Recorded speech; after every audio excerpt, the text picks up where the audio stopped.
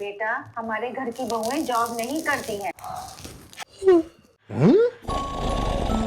ধুর, এত বস বস করে ঘুমাচ্ছে, এবার আলোটা কে নেবাবে? এই দুটো তো কোনো কাজের না প্যান। ধুর, আমাকেই মনে হয় যেতে হবে, একটা ট্রাই নিয়েই দেখি। আরে বাবারে, কি ঠান্ডা! মাগো, আইডিয়া!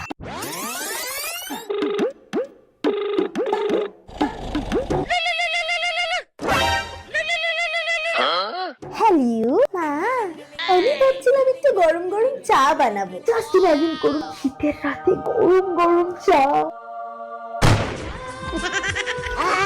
নাও গরম গরম চাটা বানাও, শীত করছে।